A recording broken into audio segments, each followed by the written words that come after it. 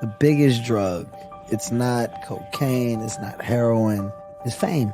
Anything you want, everything you want, it's a thing. And if you can't handle this thing, the consequences attached are severe. Do you know you, and are you okay with you? If you are not, it'll break you. The best-selling author and host. The #1 health and wellness podcast. On Purpose with Jay Shetty.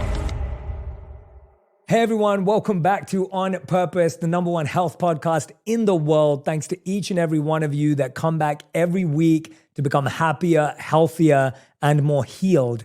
And I'm so grateful for this community that we have here because I get to sit down with some of the most incredible minds in the world, people that I find fascinating, not just personally and professionally, but because of the potential and the purpose that they have. Today's guest is someone who has been on my list to interview from day one.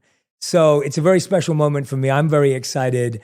I'm speaking about someone, the one and only Kevin Hart, Hollywood's box office powerhouse, opening 11 films at #1 at the box office and grossing more than $4.23 billion in global revenue.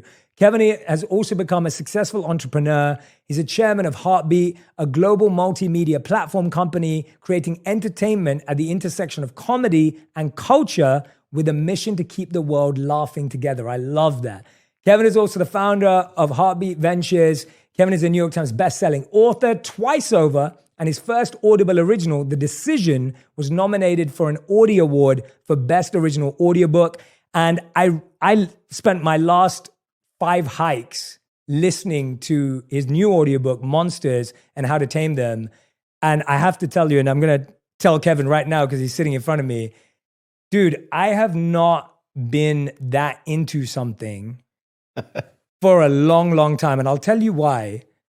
I have not stopped talking about the different monsters, the different personalities to my wife, to my team, to my colleagues. You've made it so relevant and accessible to talk about your flaws in a way that I've never seen before. So thank you so much for being here, man. And thank you. So grateful to be sitting with you. Thank you. And when flowers are thrown out, I believe that they should sometimes be returned. And in this case, man, I'm here for a reason. The work that you've done, the success that you've had is groundbreaking.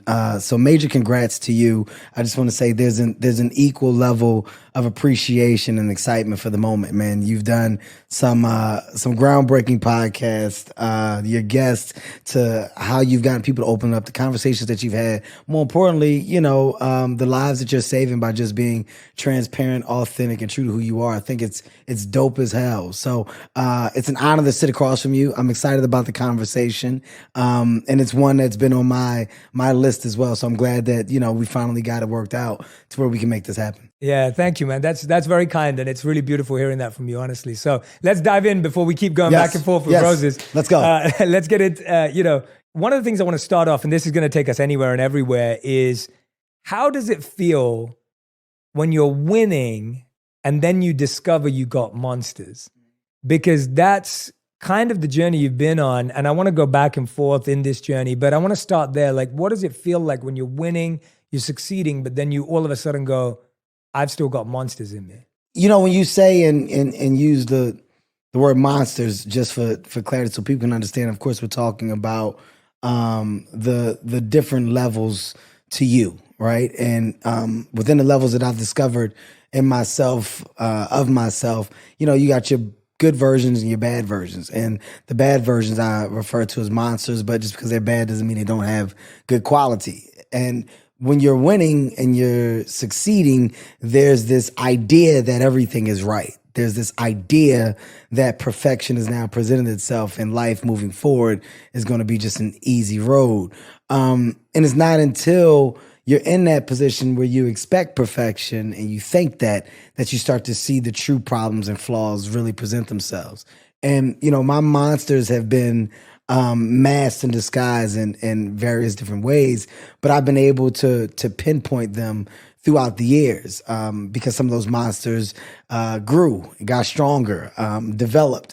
You're talking about the world of an ego, the idea of who you think you are versus what you are, or the idea of expectations and needs as to what you feel you need and what you have to have. That's a monster that's feeding that, right? That engine of, well, now that I'm making money, this is what I should have. This is how I should look. This is how I'm supposed to be. That's a monster that you're feeding, because ultimately you're buying in to something that you're creating. You're enhancing this world of thought. And it's not till you sit down and you take a breather and you start to really figure out the true definition of happiness for you. You start to really understand the adult that you have grown into, and the level of maturity that has now, I guess you can say, have been banked inside the human that you are. You're banking so much over the years, and ultimately you're shaping and molding yourself into this grounded, hopefully this grounded individual that you're proud to look at in the mirror at the end of the day. I had to get to a place to where I was looking in the mirror and I was proud of what I was looking at, and I was okay with checking myself. I was okay with pointing out my flaws. I was okay with knowing what I do well and what I do wrong. And at the end of the day, there's no consequence to always improving. There's no consequence to growing. You're in a time now where people almost frown upon the world of growth. I embraced that. I embraced the world of correction. So the monsters and the world of how to tame them came from me understanding the different levels of monsters that have presented themselves to me over the years, and me getting them to the point to where I put them in a place where I can control them. They're still there. They can rear their heads, but I can say, sit down. That's not necessary. That's not needed. And I can tell when one is trying to take me back to a place old. But at the age 43, it's exciting to know that I've grown from so much, and you know, the world of want is significantly different than what it was. It's really interesting. You use the analogy of like looking in the mirror and being okay with yourself. And when you said that, I was thinking, yeah, when you look in the mirror, there's no trophies. The reflection doesn't show the trophies, the wins, the money, the whatever else. It just shows you you. And the fact that you've had the courage to look at that, where do you think, when you track back, I've always been fascinated by memories that we hold from our childhood that have left an imprint that's really strong in our lives, whether it be positive, challenging, whatever it may be. What's a difficult memory from childhood, do you think, that has been the catalyst for so many things in your life? Is there anything that you go back to that you're like, I can see how that, and I had to turn that into a positive? I think the biggest memory for me is the one of being complacent. You know, as a child, I wasn't really a kid that embraced the world of challenge, right? I was very complacent. I was okay with being a subpar to low average student, right? I was okay with not trying. I was okay with not giving my all. And I was kind of okay with getting over, right? So the biggest memory that I have in my childhood is like when I got to that early teen years, that 12, that 13, that 14, being sneaky and thinking that you're constantly one-upping someone was that's what I was embracing at the highest level. Do your homework. I did it. Did you really do your homework? I did it. And you taking my word for it and not checking my homework. Oh, I didn't do it, but you think I did. I got over. Ultimately, you're slowly cheating yourself over the course of years, and it's not until you get a reality check as to why that work was necessary that you realize you're just not doing what you're supposed to do with your life, right? You're not giving your all. I had a lot of different examples of that. I truly had a mom that made sure that I had, and I didn't take advantage or embrace the real work that she put in until I got to an older age of true understanding. But to be honest, I really threw a lot of those things to the side. The extracurricular activities, the swim teams, the football teams, the basketball teams, the track and field, the baseball, all of these things as a kid, you don't understand your parents are doing to try to provide you with a world of opportunity. They're trying to keep you occupied. They're trying to embrace this idea of hard work, effort, activity, engaged. They're doing all these things or all of these things to their kids, or hopefully, right, for their kids, to put their kids in a position to just want the best, compete, study, learn, be excited about their future. That light bulb went off late. Thankfully, when it went off at the right time. And I was able to identify a lot of stuff that I couldn't then. And also, thankfully, that a lot of the lessons that my mom constantly embedded in me about you don't start things that you're not going to finish, you don't quit, apply your all, do this or don't do it. You're not cheating anybody but yourself. All of these things that I heard over the course of time, there was a moment when I got older, it all hit at the same time. But the real memory for me now, looking back, is I'm glad that I do see that I am aware of that, because not being aware of that is the hugest loss. Thinking that I took full advantage, thinking that I really applied or tried myself, thinking that was 100% would be the real loss. So one of my best memories is knowing that at one point I was a slacker. I was the guy that wanted to look like he was doing, but never truly was, unless it was something that I loved and embraced. And, that was basketball, but the chances of me making that were very slim. But, that's, to answer your question, it's a ballpark of those memories that I now look back on that I appreciate, but that also act as the fuel for the hard work and the 100% that you see that I put into everything I do today. Yeah, that's such a great reframe around what you saw as a bigger loss. I think that's so powerful for you to sit here and say, actually, I'm really happy that I can see that I wasn't putting my best foot forward, because that helps me be grateful to my mom. It helps me understand it from a different perspective. And the one thing that came to mind for me when I'm listening to you say that is, there's this quote that says, the day you realize your parents were right, your kids are telling you that you're wrong. Wow. And Wow. That's always been one of those statements that I think about that in my own self. I thought my parents were wrong my entire teenage life, and I think most teenagers do. And then all of a sudden I hit my mid-20s and I'm like, oh, wait a minute. My mom's been through a lot. My parents put in a lot of sacrifice. And so I love that you brought that up. I mean, one of the reasons we pushed this show back was you lost your father recently. Yeah. Mm-hmm. And when I heard the news, obviously, my love and condolences to your family. And I was looking at what you were sharing and commenting about. And there was this one thing that you said that really stuck with me.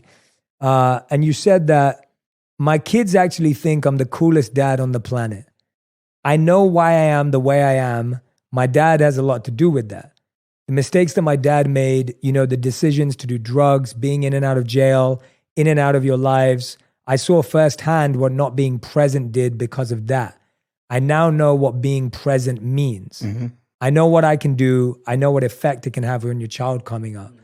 But it sounded like, obviously, when you lost your father recently, it sounds like you'd reconciled, like you'd built somewhat of a connection. Me and my dad, we weren't the closest, but we weren't not close.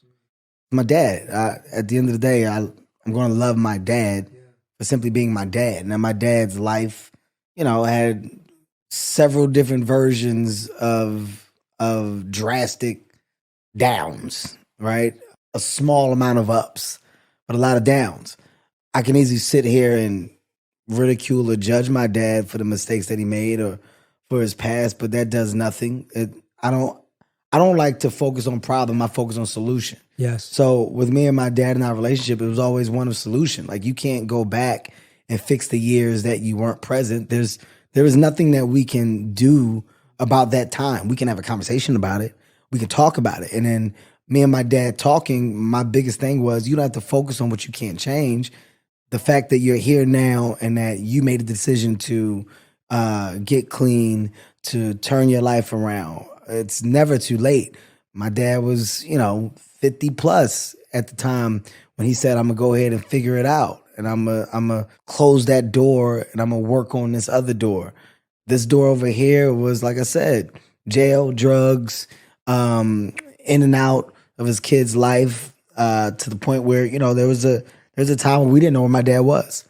And I bumped into my dad on a train. I tell a story. I bumped into my dad on a public transportation in Philadelphia.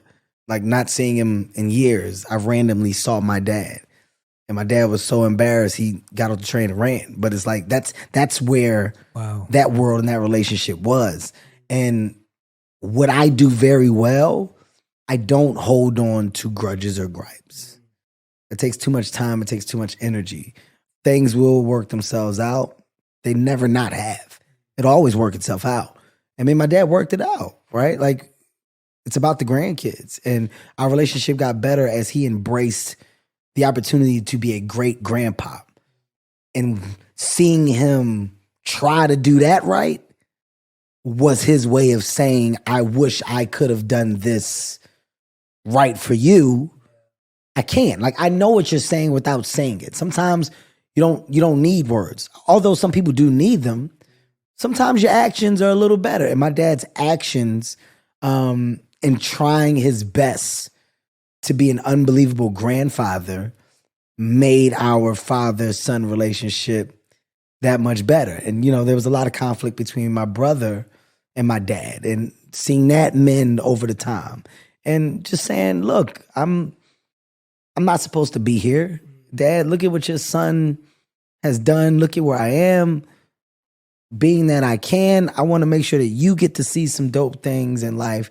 Here, let's do this and take that and live like this and do. So things work themselves out. His reward for giving his energy to something positive and life-changing was his son becoming successful and his son saying, Dad, it's not expected. That wasn't the plan. You got a great piece of light at the end of that dark tunnel that you didn't expect, that I didn't expect, because I didn't expect to be here. So everything it works itself out. Yeah. And, and losing my dad is when you look back and you go, yo, he was all right, right? Like my reflection, my conversation, my words when I speak on behalf of my father, they're so positive and dope because he did good. I'm all right. Mm-hmm. I came out okay. Mom, Dad, you did good. Like whatever you did to put whatever recipe in this pot, the food came out all right. I'm a good person. I got a good heart. I treat people with respect. Ultimately, I want the most that I can possibly get out of life. I love to love. I'm a good dude. Am I perfect? No. I got some of them imperfections over there. I got some of the ones from over here, from my man, Dad. Okay. That's life. Of course. I'm going to figure it out, but I figure it out without the want or need for problem. That's real, man. I mean, listening to you say that, what I appreciate so much is about how you're changing our perspective again, that often we feel to heal, what was broken needs to be fixed.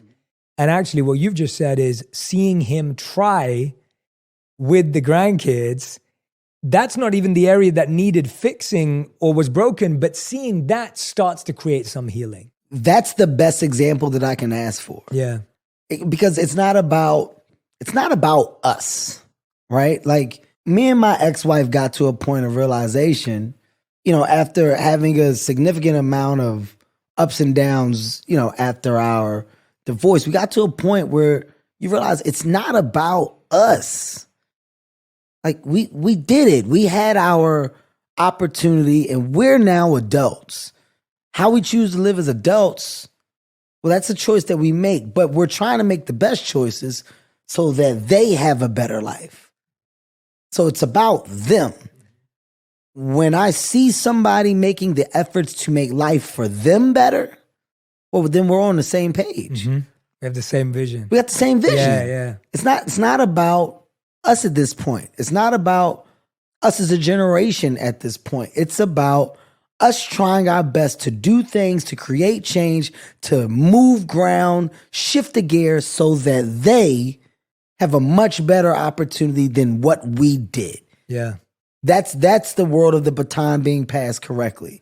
And if you understand that and you have that mindset, you approach your day-to-day differently. Mm-hmm. And I do have that mindset. And it's one thing that I'm very thankful for.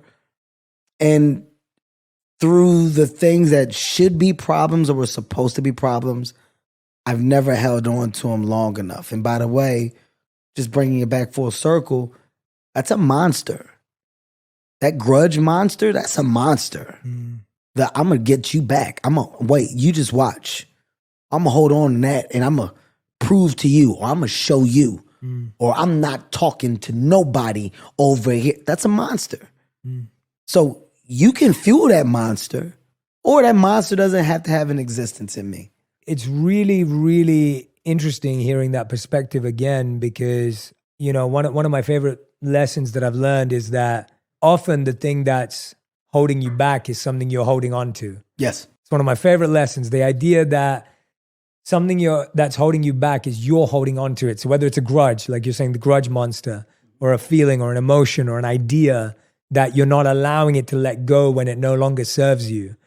And being able to walk away from that requires real strength and courage. But one of the things that you said about you and your partner, your ex-wife, that I think is really powerful is that when it's just about us, whoever that may be, you're either looking at each other or you're looking past each other. And what you just said is now we're looking in the same direction when it's the kids.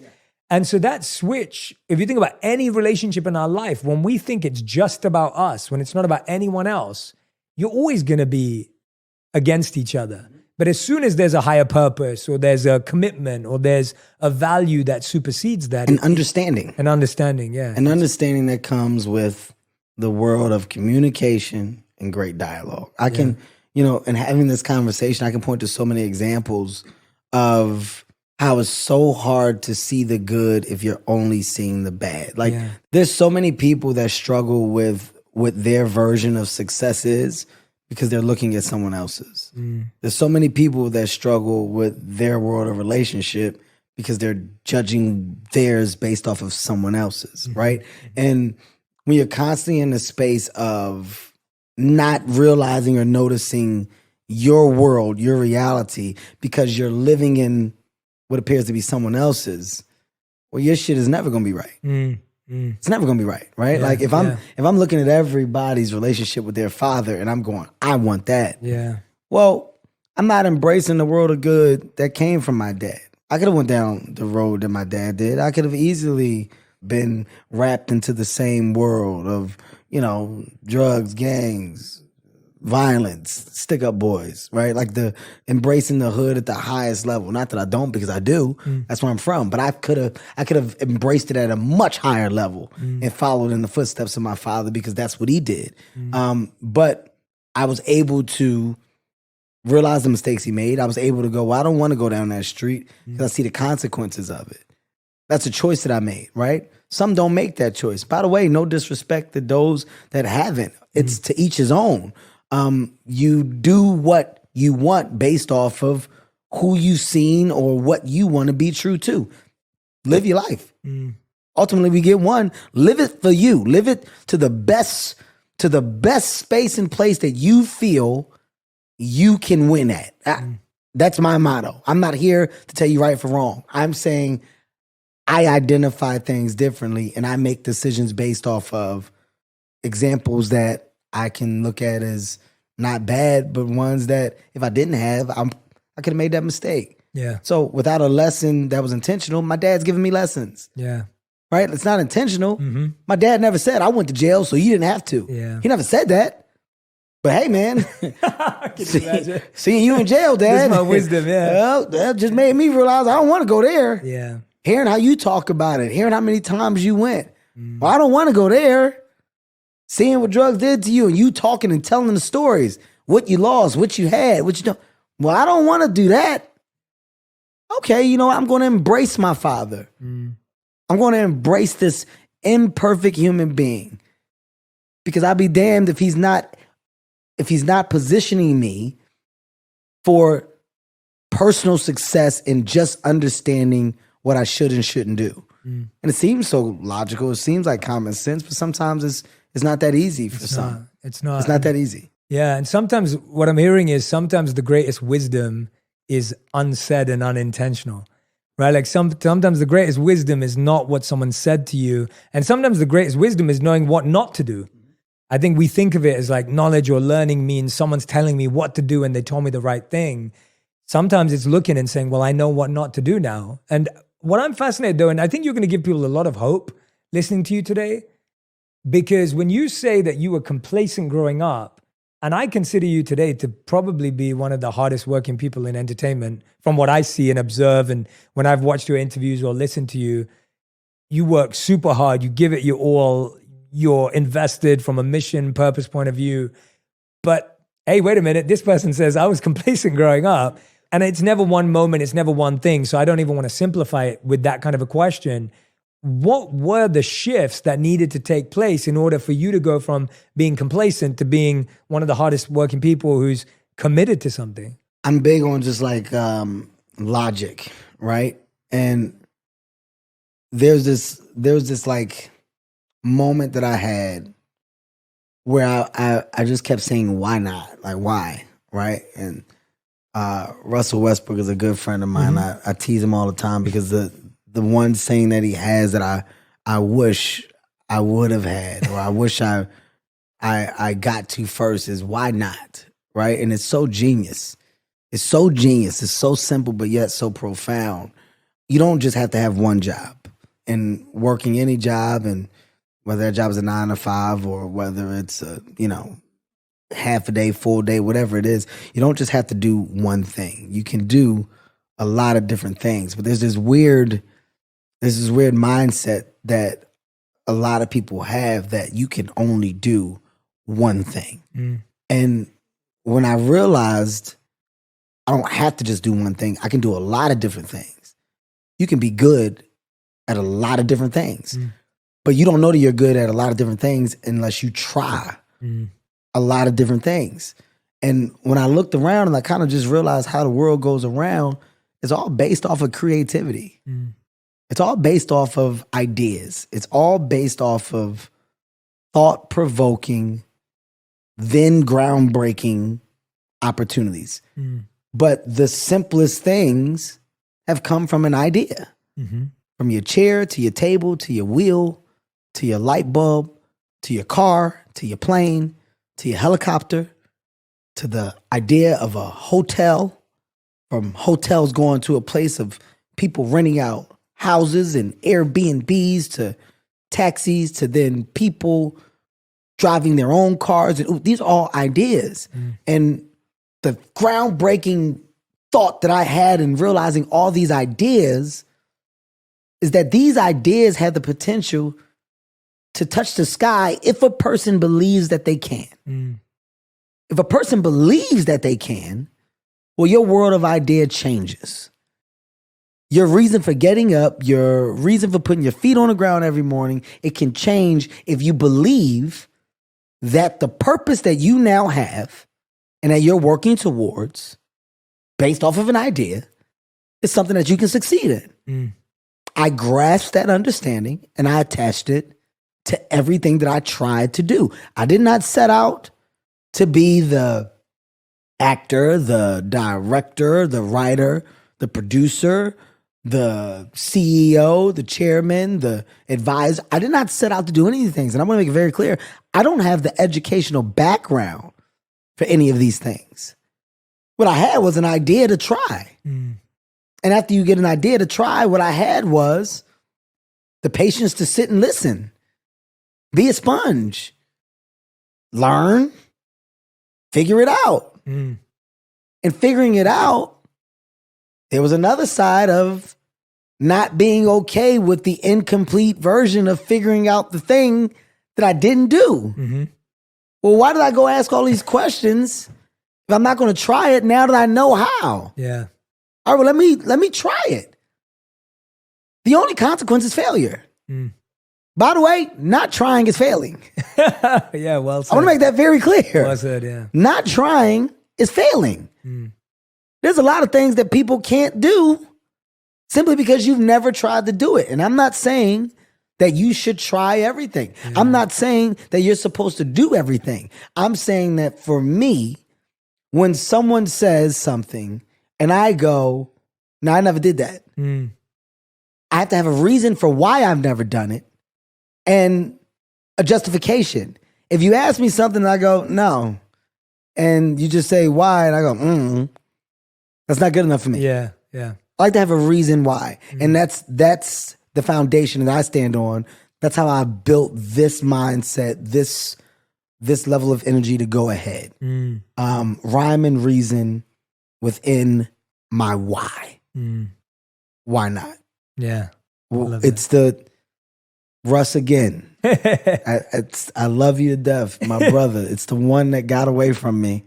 And you're a genius for saying it because it's so simple, but yet so profound. Yeah. So everything that I'm doing or that I'm attempting to do is because I started so much and I'm just trying to finish it. Yeah. And I like the fact that I'm 43 and I still got energy behind what it is that I'm trying to do. Yeah. It sounds like it's like where you're going is not as important as who you're growing into for that direction. Oh my God. Like the person that you're evolving into, the things you have to learn, the things you have to be surrounded by. And I think that's the part that I get excited about. It's like, yeah, like you said, whether you get there, whatever there is or not.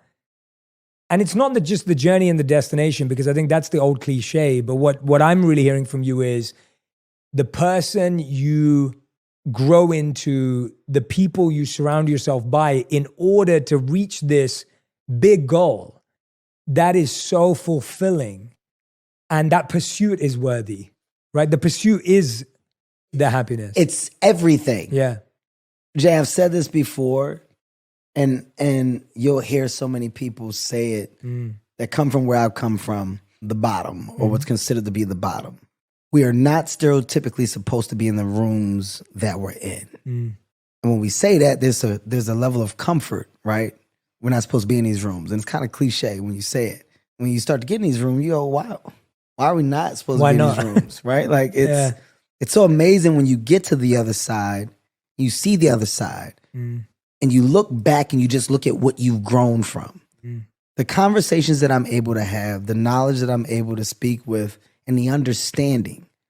I understand, not because I'm a trained machine and I spent all of this time prepping for, and you know, this is what the idea of education was all based off of. No. The idea of discovery enhanced the muscle that made me want for so much more information in the space of life that I chose to love. So in entertainment and business, the level of failures that I have had, that I'm still having in some regard, the world of fixing, cleaning up, making better, understanding, growing, relationships, building, there is nothing more intriguing to me than being able to turn around and look at Kevin at the age 22 and then looking at Kevin at the age 43. This was not the plan. What are you talking? Every day is a new day, and every day I found another thing to be excited about. Every day I found another goal that I decided to attach to my tree. And that tree got so many branches on it right now. And so many people say you're doing so much, or why do you do so much? How do you do so much? What's the end game? What's the goal? The game is being in the game, right? Like it's being in the game. The foundation that I'm trying my best to create, I hope and pray that with these 4 kids that I have, that they look at it, that they see, that they understand, we just got a shot at something different. We got a shot at generational wealth. We got a shot at changing the quote unquote trajectory within our culture of opportunity. We got a shot to make this normal. Once again, I'm looking past me. I'm looking at the bigger piece of the plan. My kids got a bigger shot at breaking ground and making this normal, because other kids that look like us, that came from where we come from and that grew up how I grew up, will now have a different level of association for what can be achieved. If it's based off of what I was able to do, I'm igniting a different level of thought, a different level of want, a different level of motivation and inspiration. I'm inspiring at a different level. Absolutely. When I get there and at the last second I miss it and I fall, I got there. Yeah. I got there, and all that does is show them that they can get there. They're not going to miss. And they can go further. They can go further. They're not going to miss. Yeah. They're equipped with too much of the weapons. I've equipped you along the way with so much, so you're prepared for all this war that's coming up here. You're not going to miss. Dad might miss. Dad might fall. You're not. I love that. And the kids coming up from under them, they're not going to miss. But you have to have this energy. Yeah. It's bigger than me. What's that one mindset that you're trying to pass on to that next generation, your kids, the kids that come after that? Because it sounds like while you were honest in saying, look, I didn't know I was going to be a writer, director, an entrepreneur, a CEO. I didn't have the education, as you said. But it sounds like you have the mindset. That's very clear. We know that. But there's some core skills here that it sounds like you've invested in very deeply and that you're trying to pass on. If you could narrow them down to 1, 2, or 3 for us, what would you say are the skills that you're like, this is how I want my kids to be able to operate in this world? And that's what they need. The best skill that I have developed is the skill of noticing and understanding that nothing is done by one individual. No level of success is reached by one person, right? Like there is a team effort that goes into the smallest moment of success to the largest. Yeah. And the person that wants the rewards and the accolades for it all and that doesn't embrace the world of team and the foundation that stands underneath whatever that thing is a person that won't last long. The thing that I am most thankful for and the thing that I'm glad that it has just improved over the course of time is the world of inclusion with the we. There's no I. And I hope that that's what I'm passing down to my kids is that, you know, nothing is given, everything is earned.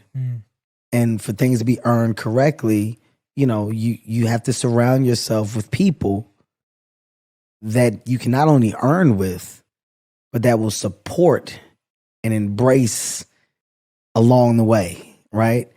I have an amazing team. I hope that my team grows to be the stars of tomorrow.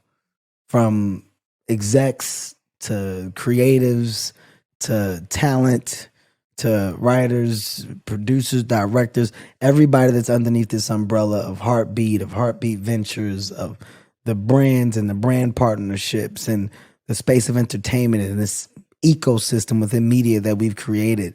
We flourish because they flourish. And knowing that, identifying that, and trying my best to support that, that's the thing that I have had to work on. And when we talk about monsters, Jay, there was a I monster. Yeah. There was I need to do it. Yeah. I'm gonna make the call. Me first as well. No. Everybody move. Watch out. I'm gonna show y'all how to do it. I'm gonna take the meeting. We're not listening to that. We're gonna do it my way. There was this heavy thing of me, I. Get out the way, Kevin. Get out the way and let other people be great. They're only going to make this thing greater. You're prohibiting that by trying to stand in a moment of great so that people can look and point at you. Let other people do the thing that they were brought here to do. And while they do it, align yourself with them, embrace them, support them. And as they grow, we grow. Yeah. That's the thing that I flourish in the most, which is why the first thing that I asked you, yeah. Think about it. The first thing that I asked you when we're here and we're setting up, I said, how long have you guys been together? Yeah. That's just me asking because I want to see what the world of your team is. Yes, and when you say what you say, well, there's no coincidence that the level of success comes with a relationship that's evolved from day to said date. Yes. It comes with an understanding. It comes with a level of community. More importantly, a want for success, but we have it together because we're embracing the world. It's not just one. I love that you went there, man. Like that, there could have been so many ways to answer that question. And the fact that you brought it back to being bigger than you, I mean, that mindset is everything, but it's so easily missed because we grow up in a dog-eat-dog society. We grow up in a you versus me. I feel like when I speak to people in the entertainment industry as well, for years, especially if you were a minority or a person of color, you were put against the only other person of color. Absolutely. And so it's like there can be only one person of color comedian. There can only be one person of color actor, right? Like it's all divided. I And so just you talked about this. I Right? just Really? talked about this. It was, Oh, wow. it's, you know, Dave, Chris, myself, we're very close. Yeah. And And I love seeing that. That makes me happy. Yeah. the reason why we're so close is because, you know, there is no competition. We're not competing with one another. And, you know, we all have different level of success that makes sense for us, right? Like one success has nothing to do with the other. Yeah. And the support, the love that we give each other, that we embrace each other with, it's all done with the understanding that we can all exist at the same time. Yeah. And the conversation of there can only be one is one that we've created as a culture. Like, you know, we really do pit our own against our own, right? We really have done it throughout the time. And by the way, there's nothing wrong with competition. There's nothing wrong Absolutely. with wanting to be the best. There's nothing wrong with that conversation. But it's a conversation that can be had and should be had without the malicious intent behind it, right? Because ultimately success is success, and that's what you're in the game for. Yeah. To have some type of level of success that checks the box for you. Yeah. And, you know, once again, if you get to looking across the street and you're looking at what the others are doing over there, well, you're missing what you've done over here. And I just, it's something that I think over the course of time has developed. It didn't start off like this. I definitely was, once again, in being transparent, I was a young comic that was like, man, when am I going to get my turn? Yeah. I'm funny. I'm funnier than. I need it. I don't understand. Oh my God, nobody wants. Like, you do go through that. And rightfully so. There's frustration in not knowing or not understanding why my opportunity hasn't or isn't. There's frustration in that. But there's also a sense of calm that comes in confidence of knowing that you're putting the work in for a reason and that it will pay off. Yeah. And I had to make that change. Yeah. I had to make the change of saying, I'm doing the work. Am I showing up every day and am I prepared? And if this opportunity does come, am I ready for it? Because there's nothing worse than it comes and I don't have a set. I don't have a tight 5 minutes. I don't have a tight 10. I didn't have a 25-minute set. Oh my God, they wanted clean material. I didn't have no clean material. There's nothing worse than not being ready. Yeah. Oh my God. So you know what I'm gonna do? I'm gonna do the work and make sure I'm ready. Let me go take these acting classes before I even got an acting role. I'm sitting in damn acting classes. I'm spending the little bit of money I got doing one-on-one sessions because I wasn't comfortable being in the class. I had to get the space of comfort. I don't have any roles. I didn't have any auditions yet. I'm doing the work so that when I get there, I don't have to go backwards and do it. Yeah. I love that mindset. I think that is so underrated of, are you even ready if the opportunity came knocking? Are you even ready? And two things that I took away from that. The first was something you said about you, Chris, and Dave, and I love hearing about that friendship. It's so beautiful to hear about that. I read something from Bob Iger where he was talking about how at one point, Spielberg, George Lucas, and I think it was Tarantino, they would show each other their movies before it went anywhere. So they'd sit in this tiny little theater or whatever, they'd show each other their movies, give each other feedback, and then they'd all launch their movies. And of course, all of those people are, icons. And it's unbelievable because you think they were so confident in who they were and what their style was. I mean, a Spielberg movie doesn't look like a Lucas movie, and a Lucas movie doesn't look like a Tarantino movie. They were so confident in who they were and what they brought to the table that they could even show their best work. I trust your level of understanding, opinion, and story in the highest regard, that even though we don't share the same love for genre material, whatever you want to call it, right? Like whether it's sci-fi to drama to action, like these are all, like you said, different people. But you know story, you know character. I trust that you'll be able to watch my project Tell me if my characters are easy to track and if you care. And if you don't care, I also trust that you'll be able to tell me why you felt you didn't. I also feel that in the space of solution, you're not going to throw things at me that are not doable. You're going to know the context of what I have that I'm working with, what's left on the cutting room floor, what I can possibly do to do reshoots. Everything that you're going to tell me is within regards of having my best interests. That's confidence. That's also a strong relationship and a friendship that along the journey of success, as we've all gotten to the top of this mountain, we understand that your stance on your mountain has nothing to do with mine. Dave Chappelle has made me and Chris Rock feel stupid at times when it comes to our choice of material. We have watched Dave in our earlier stages of just working on our set, and we would spend time at the cellar, and one would come and we would all go, and Dave would go up, and me and Chris had just went up, and we're happy about our material. We're giving each other notes, and we watch Dave. There's been times where we have looked at each other, and we balled our papers up and said, we got to start over. We got to start over. Yeah. Not because of jealousy or envy, no, because we challenge each other, and we spark and amp the world of like, we want the best for not only each other, but for ourselves. Yeah. And you inspire me and you encourage me. And I love the rapport that we have because we do exactly the same thing. Yeah, I think my hour's ready. I want you to come see me, Chris. Tell me what you think. Yeah. Kev, I like it, but I still think you can. Kev, come see me. I'm doing an hour and 40 right now. Hour and 40? Yeah, tell me what you think. I'm probably going to trim 20 out of it. I like where it is. All right, I'm coming. Dave, what's up? Come to Ohio. You going to like what I'm working on. I want your eyes. All right. Like this, that's a strong relationship, and it's one that I embrace. And I celebrate it often, man. I celebrate it often. I think it's very important for people to see other entertainers at this level just simply celebrate each other's success. I love it, whether it's rappers, singers, actors, actresses, comedians, writers, directors, whoever. I love to see a room where people are in it and they're celebrating one another. We're all a part of a fraternity, and if we treat it right, that fraternity will have an amazing stance forever. Yeah. Right? Like, you don't want to attach bad stories to it if we don't have to. Yeah. And I think that's the most inspiring thing for the kids, because when I think about younger generations, if you grew up watching your favorite people and you knew they were all friends, how does that change the game now? Because if you're seeing your favorite people fight each other and battle it out for the crown, what are you going to do with the person sitting right next to you at school?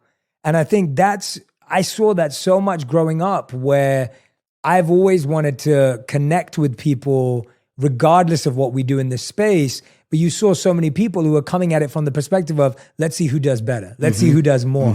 And again, I love what you said. Competition's not a bad thing. Let's not give it a bad name. But the idea that we've got to be able to hold two truths. We can compete and still be friends. And I think people still be friends. Yeah, you have to choose, but you don't. Still be friends. Yeah. There was a time where the USA men's swim team, the Olympic team, this team was just so elite.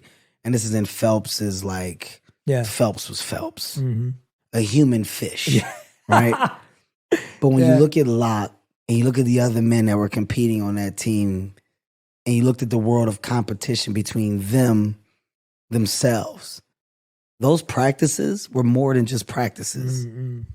The world of training before the Olympics and the battles that took place in those pools where they got ready and they were by each other's side every single day. When I tell you that atmosphere is one that nobody else can understand except the ones that are competing to be great. By the way, at the end of every practice, they would get out and shake each other's hands without me being there. I'm willing to bet and say, good, when you pushed me today, you kicked my ass today. Hey, tomorrow, man, I'm going to see if I can lower my time. I'm not happy with my 200. I'll do it with you. I'll push you. Hey, my backstroke is whatever. Hey, you know what? Today, on those 50s, we did the reps. It seemed like you got stronger along the way. Well, I saw you next to me. That motivation that you're pulling from being alongside of somebody that's quote unquote the best or the quote unquote greatest, you're using that as fuel. That's not bad.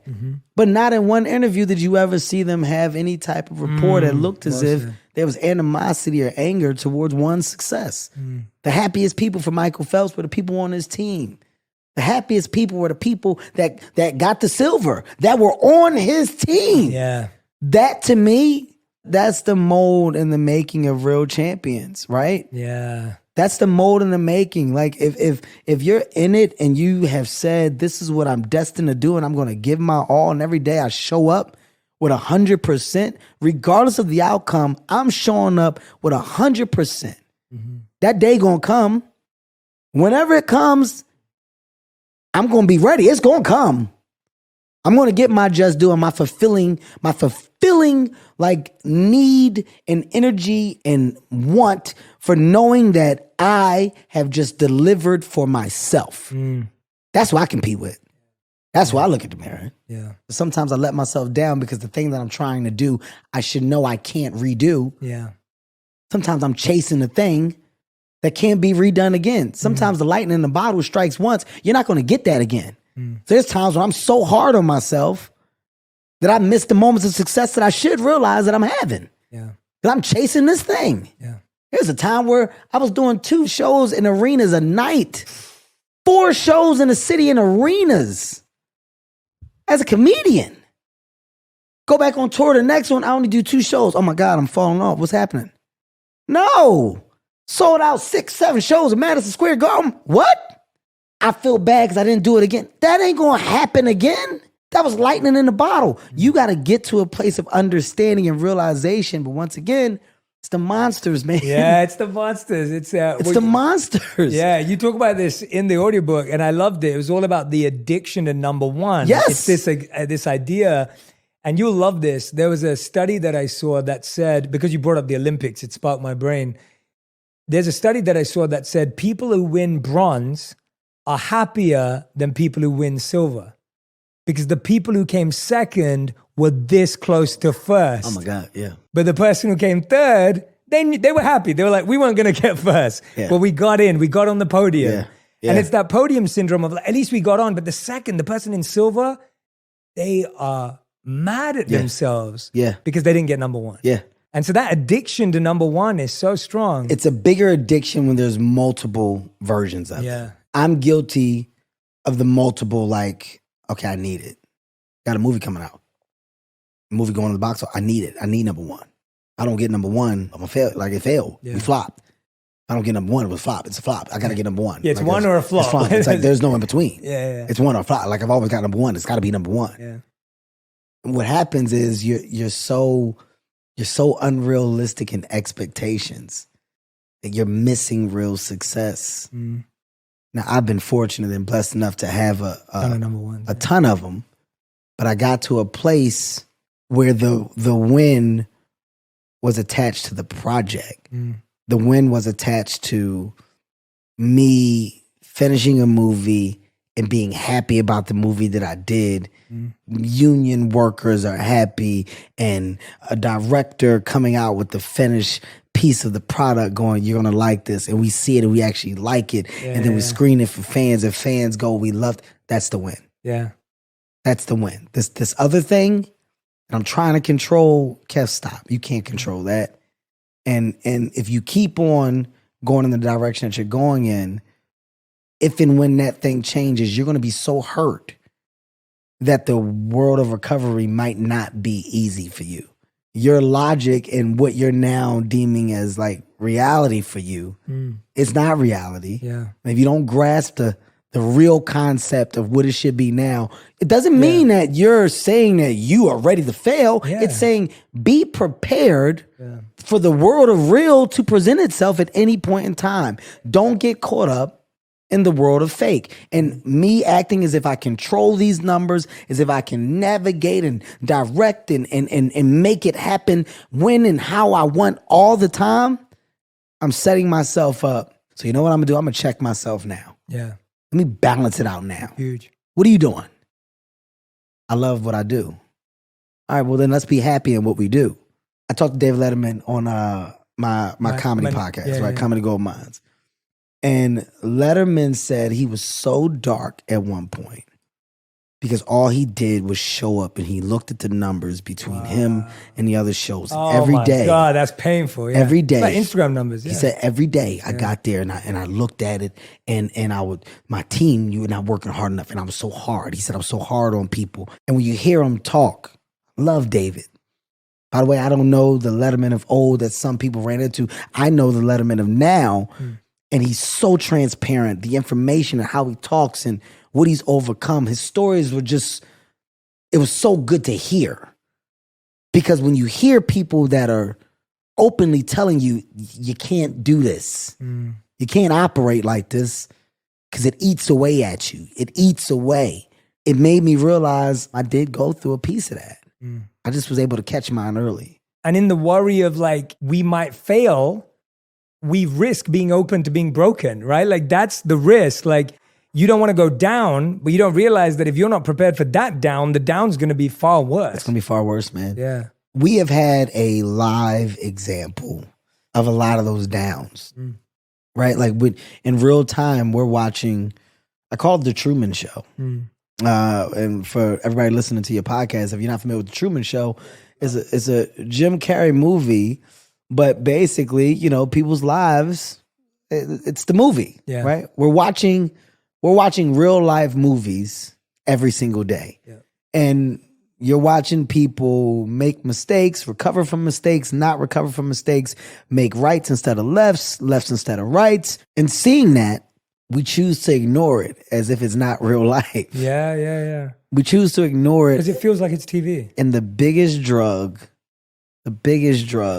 it's not cocaine, it's not heroin, it's not Molly or opioids. And the biggest drug is fame. And now it's more accessible in different doses. It's the biggest drug. Yeah. And the reason why it's the biggest drug, because it's a drug that makes you feel like you are powerful and like everywhere you go, anything you want, everything you want, it's a thing.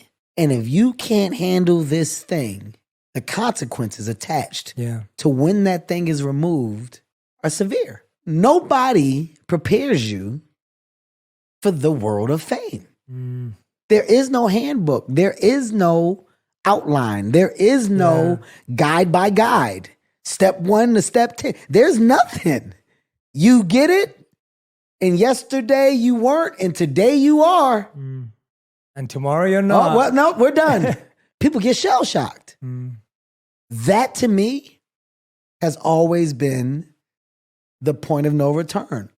At the end of the day, this can wear off if and when, however sees or decides, and if that were to happen, well, what am I? Where am I? It's all gonna center back to, are you happy with who you are and what you did? Are you at a point where you are okay? Do you know you, and are you okay with you? If you are not, it'll break you. Your energy is incredible, and just the depth. What I love about this, and this was my vision with the show, and you're helping me achieve that, which I'm very grateful for, is I don't think, and I love that you've been doing this more and more with the Audible, with Heart to Heart, like we're getting to see your depth. We're getting to see the mind behind you. Again, as we said earlier, we like to limit people. We like to limit people into like, you just be a comedian, or you just be a race car driver, or you just be an actor. And it's like, we're starting to realize that, like you said, you're not just watching someone's life on TV. There's a human here. There's a story here, and we're getting that with you. Do you think it was this an epiphany that you had before the accident, or was it that this really, because in your Audible, when you talk about like how when it's just silent, you figure out what really matters. Like when I heard that, I was just thinking like, our near-death experiences, you were told when you came out of it, you should be dead, and you're like, well, I don't remember anything. Does that feel like that was a moment that there is a massive awakening, or were you already kind of working with some of this? No, I was always a transparent and authentic person, but you definitely change. That's what, right? You definitely change. And by the way, still changing. I'm not sitting in all front of you, as an unflawed man. Like I am my dad's child, and I'm my mother's child as well. There's nothing more humbling than a quiet room. There's nothing more humbling than the realization of what is really like necessary. What you take for granted and what we don't think twice about is not until that's compromised that the true appreciation for life, I feel like, can sometimes be had. I don't want to speak for everybody because I think there are some people that truly do get it and that truly do think whatever their space or version of a higher power is daily for life and for what they do. I believe in God, so I'm not as spiritual as some may be, but I'm very thankful for the life that God has allowed me to live and the opportunities that I've been able to embark upon. But I got a lot more appreciation after life was almost gone, right? Like, do you really appreciate your toes? Do you really appreciate your fingers? Like, do you really think about your movement, your joints, vision, smell? Do you really think about how fortunate and lucky you are? It's the only time where I get where I slow up, right? And when I'm slowing up, it's because the reality of that was significant. I really almost died. My kids and all that, like what? As I'm moving so fast, I didn't even have everything dialed up for if said thing were to happen. What? Oh, because I'm out here. I'm just roaming. I'm out here aimlessly living and I'm moving so fast. I've yet to grasp the true concept and reality of responsibility. Immediately, let me get my responsibilities in order. Because if that had have been, there would have been a lot of people with their hands up as to what, how, when. Fame is great. The lights are great.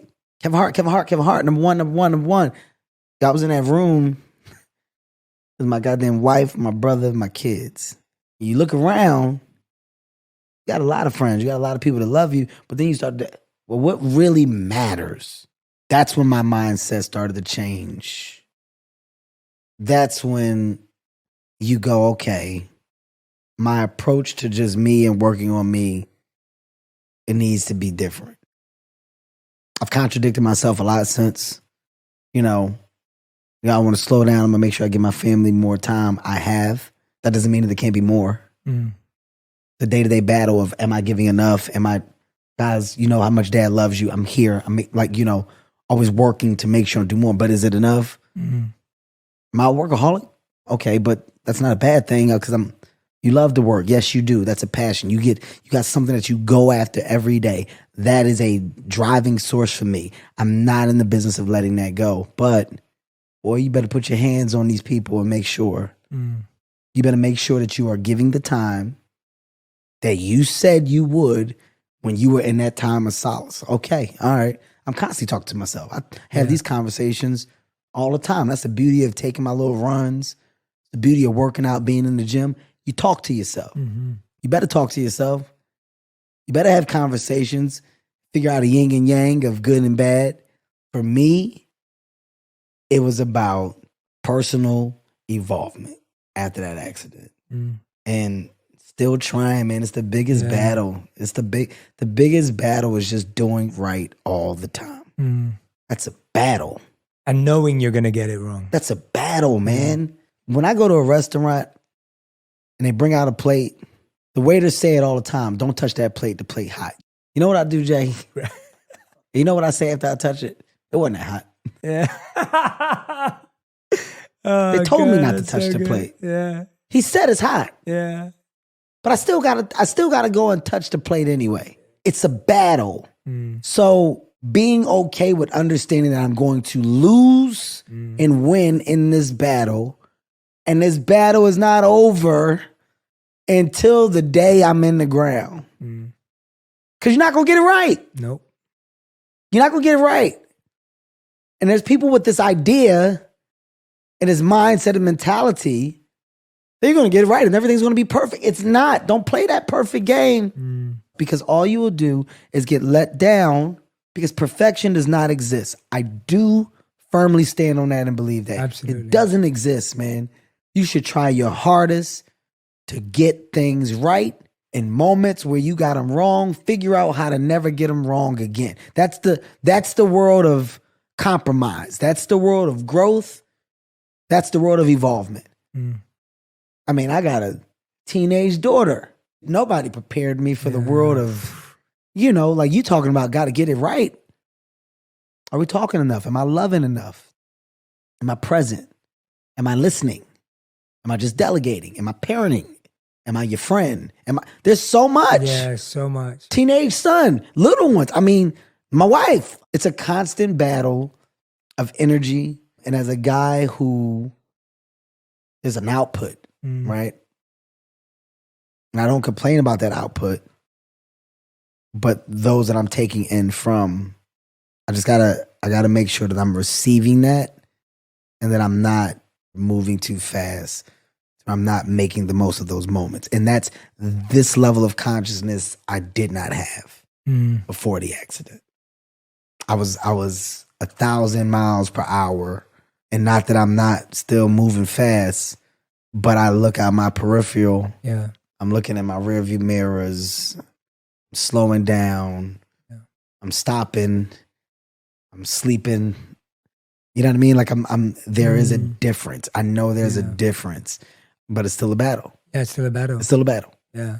I love that you describe it like a battle, because what you just described is exactly the practice we have to have every day, which is you have to revisit, how do I get it right today? There isn't a day where now you just get it right from now till the end of time. It's revisiting that every day, saying, I'm recommitting to this. I'm going to be a good dad today, right? You don't get to make a decision to be a good dad in 10 years. You have to do today, and then you do tomorrow. And I think that what's really interesting, the reason why I asked that question too was because I think memory is such an interesting thing. Sometimes when something big happens to us, we feel the shift that this is going to change how I think. And then all of a sudden, when things go back to normality, it can sometimes feel as if it never happened. But it sounds like for you, you've really used it as an anchor. Well, I did. Yeah, you've used it. Even when you say I'm going to be a good dad today, right? You can only try your best. Try your best, yeah. To do that. Mm-hmm. Ultimately, just because you say you're a good dad don't make you a good dad. No, of course not. Just because you say you're a good boss don't make you a good boss. I can say it every day. I can think I'm doing it. But if on the opposite side, if I'm viewed differently, well, that will be because I'm doing something wrong and I'm not aware. What I now do is make sure that I'm looking at things through both lenses. Not a one-sided POV. I love that. It's not just my perception of what I'm doing and how everybody else should see it. Yeah. In doing that, the way that I try my best to back up the hope of me being perceived as that is by putting the true work in to be that. Yeah. Making sure that I'm really engaged with the other people, making sure that there's a rapport, that there's energy. And, the wife and kids, the same thing, making sure that there's a rapport, that there's, I'm asking the questions and I'm getting the answers, but I'm asking for things so I can get the proper feedback so that if I do need to adjust or if I do need to fix, at least I'm aware. Yeah. Operating with the assumption that you are or that you're doing, it can be a crutch. Like it can be a bad thing if I'm operating with the assumption, because one day you'll wake up and they'll go, I never liked when, or what acted as a problem for me for all these years was when you, and then you just go, I never knew. You never said nothing. Yeah. And sometimes people don't want to say anything. Sometimes people don't know how to say anything. So the world of dialogue, communication, and just openness is what I think I've gotten better at over the time. But once again, it's a constant space of improvement. Yeah. You're constantly trying to improve. Yeah. And that is the only way it can be. There is no other alternative. And there's a beautiful conversation between the Buddha and a student that I love. And the student approaches the Buddha and says, what's the difference between I like you and I love you? And the Buddha says, when you like a flower, you simply pluck it. But when you love a flower, you water it every day. And I'm like, that to me is what you're describing, that when I love my kids, I have to be trying every day to understand from their point of view. The flower's going to show you whether you're watering it or not. It's going to die, it's going to wilt, it's going to not bloom or whatever it may be. And I feel like you've got to be so in tune with yourself and someone else in order to sense that. But I know what you're saying is so true. And I really do recommend this to anyone who's a big fan of Kevin's, as I am. Please do go listen to the audiobook, because Monsters and How to Tame Them. I mean, I have never heard someone be as open and transparent as you are in it. And you're so open about all your flaws. And there's one thing that you say here that, again, just, I was like, I have to talk to you about this, because it was just, it stuck with me. And you talk about it and you say, you know, and you're just talking about the fame, and that's where the idea came from. You're just talking about how fame makes you feel invincible. And then when you talk about getting caught cheating, and you're like, I was in that frame of mind where I was like, it can't happen to me, right? It's not possible. And then you open up about it so raw. And in my head, I'm thinking, what is it about the monster that gets you to do things even that are against your own values, right? Like the monster gets so strong that you go as far as that. And when you get caught, you go, that was an awakening, but it still doesn't wake you up fully, right? There's a limitation. So walk us through that. Well, I mean, look, you're talking about fame, you're talking about power, right? And that idea of invincible. Once again, this is a thing that a very small percentage of people are going to be able to experience or understand, right? And it's very easy from the outside looking in to go, or how, or I don't believe, or how can, right? But from the other side, not that it's right. First of all, wrong is wrong. You're never going to hear me try to justify or excuse. Wrong is wrong. But in being wrong, sometimes comes with a world of situation, the world of opportunity, right? If you constantly around bad apples and you're hungry and people keep saying, don't eat these apples, some people are going to be able to hold off. But you do have some people that are going to pick up that apple and bite it. It's not right. It's not something that's justifiable to some. What's the worst that's going to happen? I'm going to eat it, and then what? I'll probably be sick for a second, and I'll throw up, and then I'll be fine. Well, that apple killed you. But your way of looking at it, in that moment, I'll be fine. The idea that comes with that level of success and that comes with opportunity based on situation is one that you look at is, I'll be fine. It's easy. It's nothing.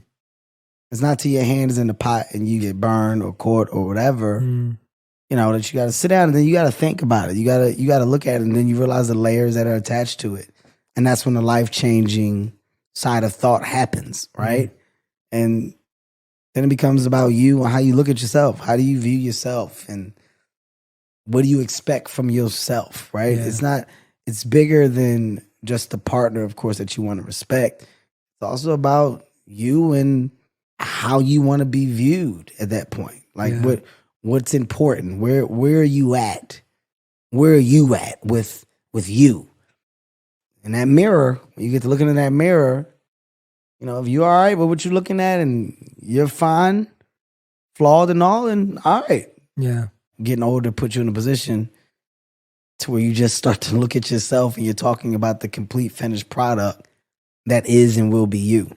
Those are the moments that you just got to do your best to not only overcome, but just get by. Yeah. And you know, once again, it's a battle. Yeah. Right? Marriage, love, you got to learn it.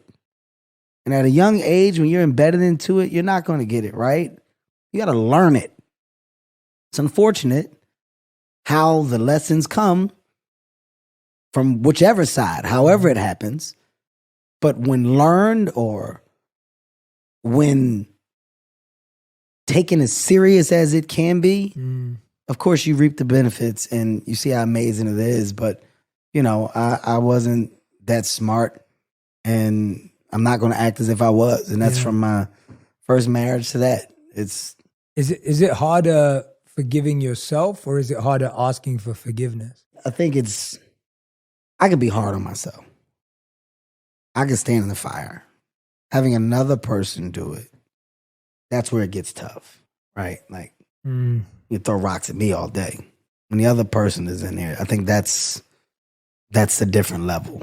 And the mistakes that I've made in my life, the biggest side of consequence has always been the effect that it's had on others. I'll figure it out and do my best to evolve and grow, and however that has to happen with me. But I can't dictate how you would receive and how you would handle or how you would do. So, you know, watching other people hurt, that's never good. I think that would be ever the toughest side of it. Yeah. Right? That's a really thoughtful answer, man. Yeah. Yeah, I feel like that's that genuine, compassionate heart saying, I know I can figure my way out, but why would I put someone in a situation where they have to figure it out for themselves? Someone was reading me a quote the other day, and it was like saying how, I think it was Nietzsche who was saying, I wish pain and suffering on anyone because that's what helps them grow. And I was like, hold up a second. That's a lot. Yeah, I was like, Jesus I would Christ. not wish. Jesus. I was like, yeah, it was someone read it out to me, and I was like, I can't subscribe to that. No, I was like, that's a lot. it was a lot. I was like, you can't wish pain and suffering on anyone, because even though we know you grow through tough things, and you've grown through so many tough things that were not your choice, and then some things that were your choice, but we shouldn't expect that other people can navigate those situations. You know, yeah, it's good when you say, like, you know, the choices that you make, right? Yeah. And because of our times today, the world of what one does or has done is amplified. Because we're in a position where everybody can have an opinion, and there's a space to voice said opinion, right? I'm going to dumb it down, and I'm going to go to the lowest level right now. When people do some of the dumbest mistakes, from crime, theft, infidelity, cheating, all of the go all around. Who has vetted out the consequences? Nobody has sat and vetted out the consequences, right? Everybody that's robbed a bank has attempted to rob a bank because they found it to be a very easy thing. If I'm going here, 12 o'clock, that man going break. When he going break, I'm going to go in there. And while he on break, I'm going to get the money, and then we going to come out. All we got to do is get back before he get back from lunch. Yeah. And we got it. Yeah. And they go in, rob the bank. The alarms go off. Ink blow up on the money. They don't know none of it. They didn't know. They get locked up, and they say something crazy like, yo, I ain't mean to do this. And the world goes, what you mean you ain't mean to do it? You robbed the bank. No, some people are some thoughts are that simplistic. Yes. Some actions are just that stupid, and they're not thought out. But everything is not that deep. Everything did not have that many layers to the mistake when a mistake happened. Yeah. I'm grounded in the world of reality. Everything that I have done, in my mind, I attached a piece of logic and made it make sense to me. Yeah, that's it. You can make anything make sense to you if you wanted to. And sometimes it's not until consequences present themselves that you realize the idiotic way to thinking or the idiotic approach to what you feel you can do. The bigger than the world like mentality. Humbling is something that has to happen. Yeah. You can either welcome it or not, but we're all privy to it. Mine is count and different doses, shapes, and sizes, man. But I just don't want to say I don't like. I think the thing that, like, it just, you have to shake your head. It's not even worth the battle and conversation. It's simple. Yeah, simple. It's not deeply thought through. It's just not deeply thought through. I was watching Biden, and there's a clip of Biden, what Biden says, and this is, I probably watched this clip. I'm not into politics at all, but Biden goes, I got something important I want to say, and the whole world needs to hear it. I need everybody to listen right now. And he takes a beat. He goes, forget it. The President of the United States. No, Biden didn't mean to do that. Yeah. Biden didn't go up there and say, I'm going to set up Got the best joke in the world. And in the middle of it, go. You gotta send me that clip. Yeah, I haven't seen that. I'll show it to you. You gotta show it to me. I say it to say it was. Yeah. It's something later that he went and watched. God, I'm sorry. And he apologized. Yeah. I'm sorry. I know. Yeah. I know, guys. I don't know. Yeah. I'm sorry. Like, Yeah. he didn't mean it. Yeah. Yeah. He didn't plan it. I hope my way of making my point makes sense. Yeah, it makes sense. I hope that I'm articulating You are, this correctly. Yeah. I'm saying that I'm relating. there's no excuses. There should never be any excuses. Yeah. Wrong is wrong. Problems are forever. I'm saying that I don't like it when people tell you how you thought about something and you go, wasn't that ser- I didn't even, it wasn't that. Yeah. Nope. I just walked down there. I didn't even know that there was. Yeah. Do you think you just walked? Yeah. Or did you get out the bed? Did you put on those boots on purpose? Yeah. Nope. I just, that's actually no. I didn't. That's not what I did. It ain't like that. It's like, I don't like that. Yeah. Some thoughts are not Yeah. that deep and that layered. Yeah. That's the difference I've found between being critical and being a critical thinker. Everyone's critical today, where it's just we try and find the flaw. And what you're encouraging through this book, through your work, and what we're encouraging here on this platform is critical thinking. Let's be open to the fact it could be really basic, it could be really deep, it could be somewhere in between. And most likely you have no idea because you're not that person, right? You didn't do that. You didn't have to live through that. It's a very slippery slope to go down when you talk about it because, like I said, you're in a time where everybody knows everything. Everybody's the smartest person in the room today. Yeah. And that's an amazing thing to me. Like, everybody's right all the time. Yeah. You telling me nobody's wrong Even today? if they're 2, 3, 4, 6, XYZ, yeah. Everybody. Do you understand that we're in a time where everybody's right? Everybody knows everything. Everybody is the smartest person in the world. I call them the best coaches that have never won a championship. People don't think about that enough. Yeah, the coaches in the stands. Yeah. I mean, it's something that we're eventually going to have to get out of. Yeah. The road of anxiety and mental health is at the highest level just that it's ever been. It's on the front page. I wasn't aware of mental health at the level that it is pre-pandemic. I had no idea that it existed at the level and that so many people suffered. I had no idea about the battles of real depression or real day-to-day. I had no idea. But what that time did, it put it on the forefront, and you get to see how people are truly battling on a day-to-day based off of perception, doubt, and how they feel based off of what I think you think. Like, Yeah. that's a scary thing. It's a scary thing. It's a scary thing. And, you know, I can only be transparent and authentic in hopes that people will find it is what it is, man. Yeah. Be you unapologetically.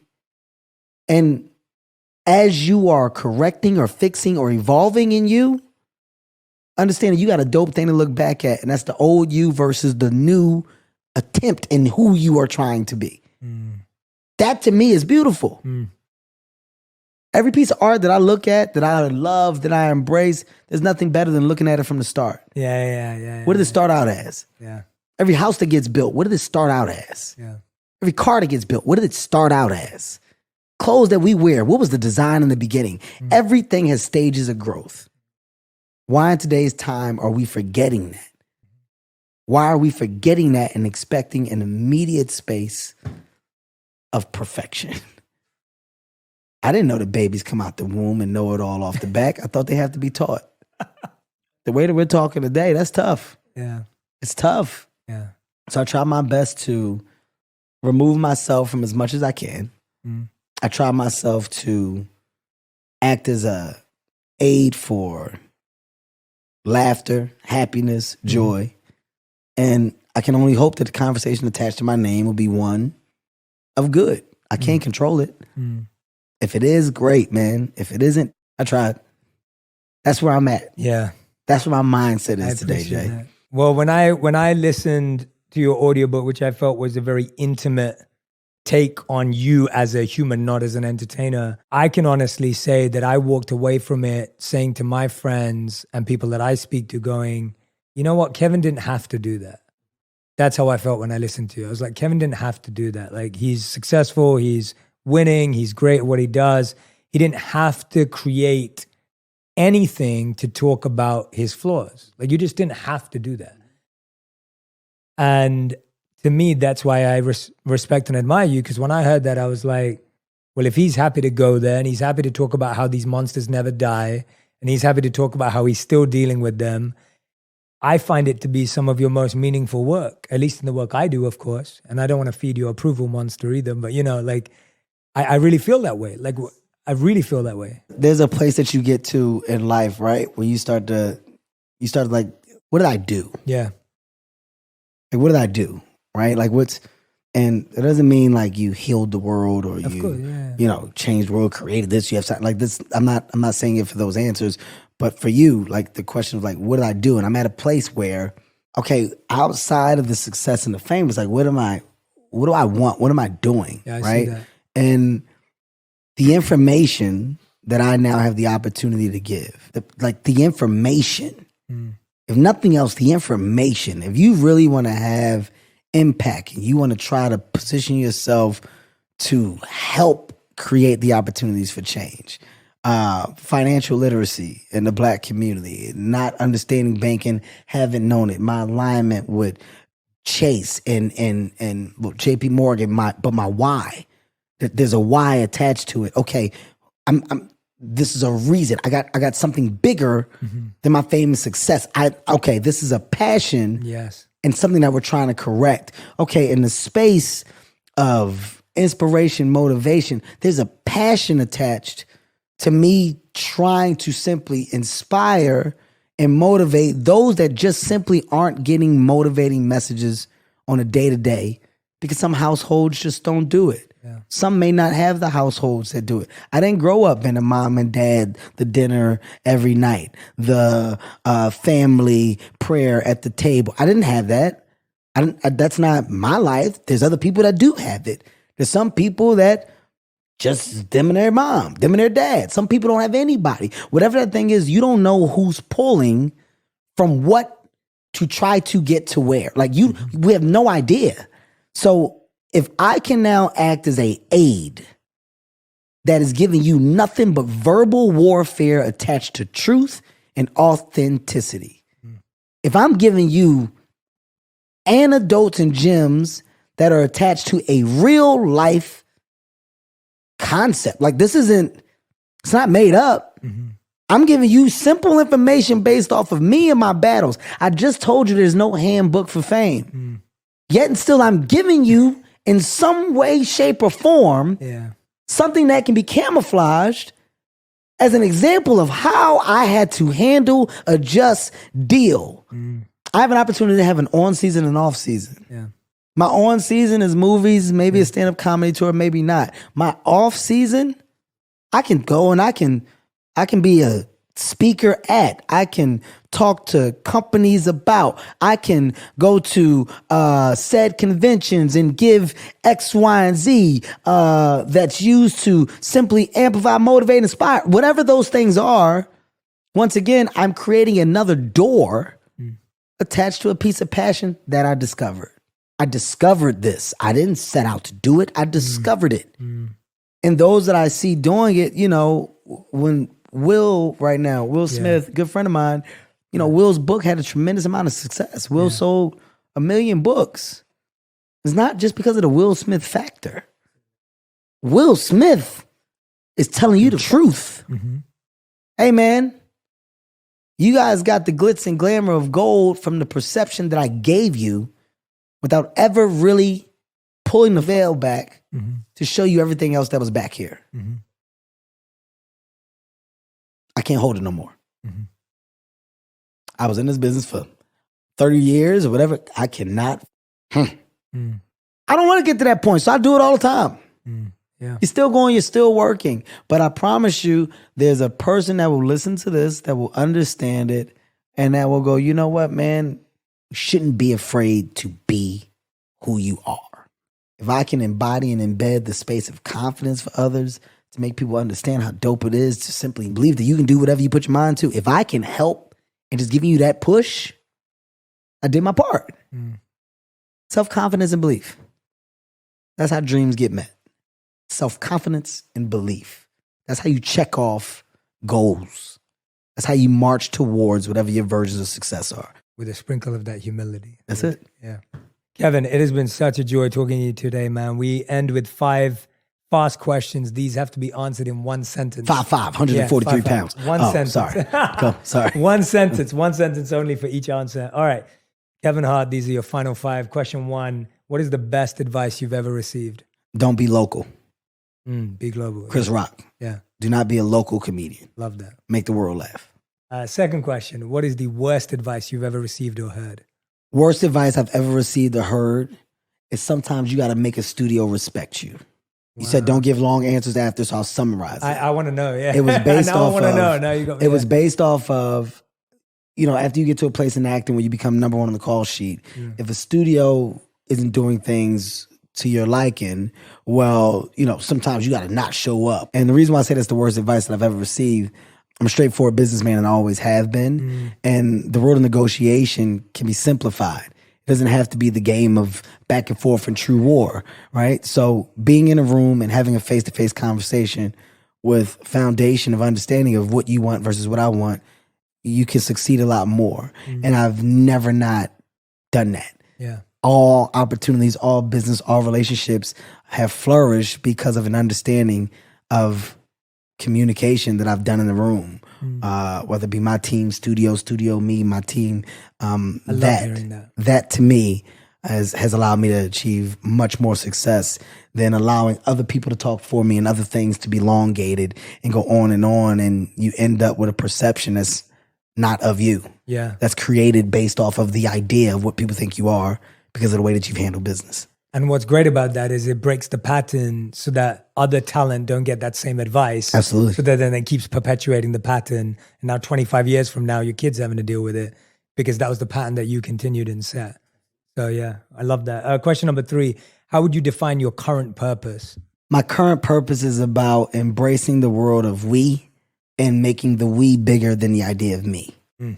Love that. And that's for anybody in the position of, whatever your version of star or success is. It's embracing the world of we, making other people feel like they can, creating opportunities, changing the economy by broadening your businesses and more jobs, more opportunities, etc. We, right? More further. How do we have more success? Yeah. More wins. Question number 4, what's something you used to value that you don't value anymore? The world of approval that you can't control. I can't control what the world thinks or what people thinks. And I thought that I could. I thought that I could do everything to show you that I'm a good guy, nice guy, trying to do that because that's naturally what you are, who you are, and you want people to know that. But you can't control that. You can't control you can't control it. So one thing that I do not need is the idea or understanding that everybody loves you. Yeah. Right? I don't need that. And once upon a time I thought that I did. There was a fear of what people don't like me. Why? What'd I do? I didn't do. Yeah.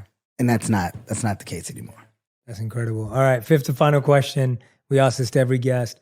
If you could create one law that everyone in the world had to follow, what would it be? Practice what you preach. That's a great law. Very simple. Yeah. Practice. Be a definition of what you preach. Right? That's a great it's law. easy. It's easy to have words. It's easy to say. It's harder to do. Yeah. I would love to see a world of more doers than sayers. Everyone, Kevin Hart, I know you already watched the movies, already watched the specials, keep doing that, but please do not miss out on what's going on inside the mind of this human, and don't miss out on everything else that's happening around building this mindset of we. I want you to show Kevin a lot of love from our On Purpose community. Please tag us on whatever social media platform you use, sharing the greatest moments, insights, nuggets of wisdom from Kevin. There were so many great gems that he dropped today. I want to make sure that you screenshot the episode, share it everywhere that you share, and make sure that we see that, because I love seeing the ideas that resonate with you, that stick with you, but most importantly, the ones you apply, the ones you practice, the ones you put into your own reality and start seeing changes in your life. Kevin, thank you for being such a generous guest, such a present guest. I felt every question I've asked you. I felt your presence. I felt your energy. And you've just brought it tonight, man. And I'm so grateful to you. And that was so special and beautiful. I hope you'll come back. Hey, man, I want to say thank you.